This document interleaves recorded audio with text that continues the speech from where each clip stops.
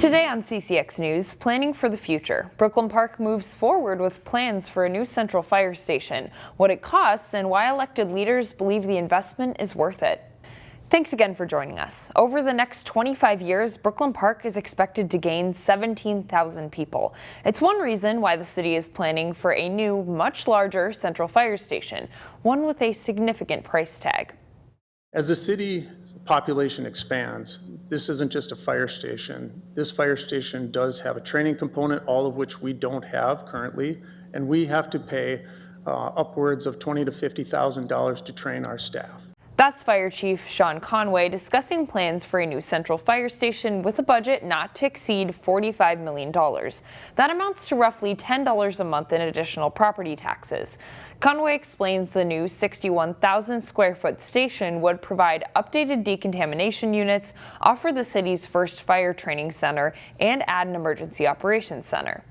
Given the growth of our city, I think this is incredibly important. I think we'll be using this not only for fire, but a more robust fire department. I think not all fire departments are full-timers. I think we move to that, but given that we're the fifth or sixth largest, I think that's necessary. The new fire station will be built just west of the Community Activity Center. The City Council this week unanimously approved the project going out for bid. A restaurant with its headquarters in Osseo had its liquor license revoked. The Osseo City Council pulled the license for Mila's Royal Bistro. According to city officials, the caterer and restaurant has been behind on its state liquor taxes since last summer, and the Minnesota Department of Revenue asked the city to revoke the license. The company specializes in African cuisine and has a restaurant in Brooklyn Park. In Plymouth, educators joined first responders for a school safety summit. Speaking at the event, Michelle Gay, who lost her youngest daughter in the Sandy Hook Elementary School shooting in 2012.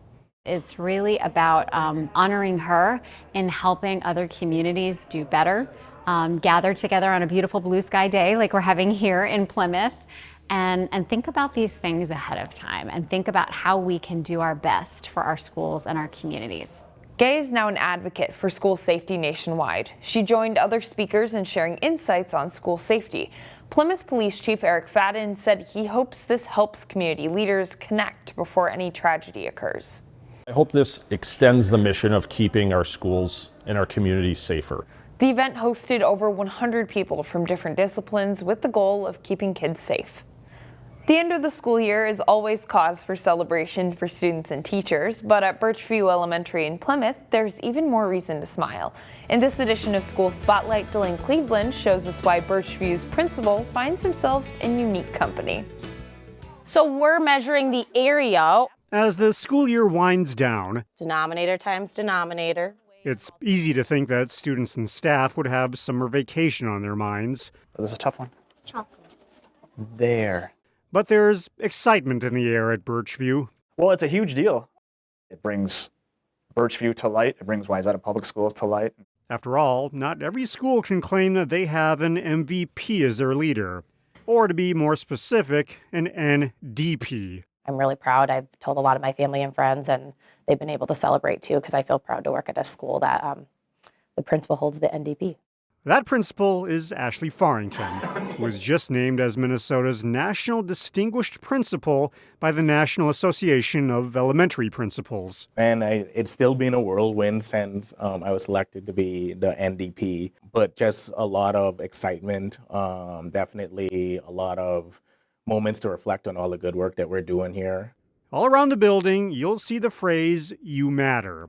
It was part of Farrington's rebranding effort centered around creating a culture of belonging and achievement. Teachers say it's worked. Through his leadership, it's something we really all believe and we promote. Everyone's kind of bought in. So when he says and when we say you matter and we see it on the walls of the school and we embed it in our expectations and build it within our community, I think parents and families feel it as well. We first met Farrington in 2020 as a first-year principal navigating the COVID-19 protocols. Who would have signed up to be a principal in the middle of a pandemic? He took on that challenge and succeeded. 5 years later, the school has seen academic progress in reading proficiency. But above all else, students and staff alike look up to him. He sees me as a future leader, and so I've had a lot of growth as a teacher and someone early in her career. And so I just want to thank him for that and all the work that he's put into me and everything he's seen in me. Just proud of him and proud of what we built here at Birchview together. In Plymouth, Delane Cleveland, CCX News. One principal from each state is selected every year as a National Distinguished Principal. Farrington and the others will be honored in Washington, D.C. in October. A multi-year solar project aims to help the city of Robbinsdale cut down its electric bill. About 90 solar panels were installed on the roof at Robbinsdale City Hall. A state program and federal tax credit helped pay for the panels. They will start producing electricity early this summer, producing about 60% of the power used at City Hall.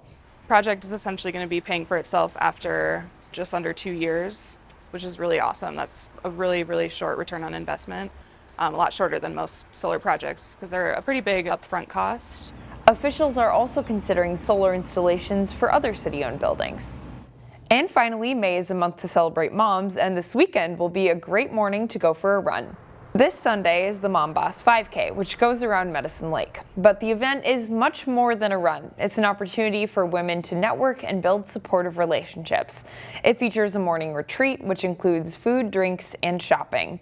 Event organizer Dre Bartil says connecting women to women-owned businesses energizes the community. And I think that shopping local piece is so important.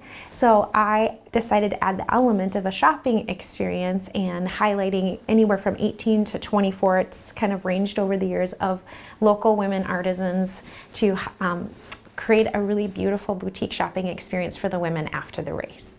Registration for the event is still open, and one lucky entrepreneur will receive a $1,000 grant to help them pursue a business goal. We'll have more details at ccxmedia.org.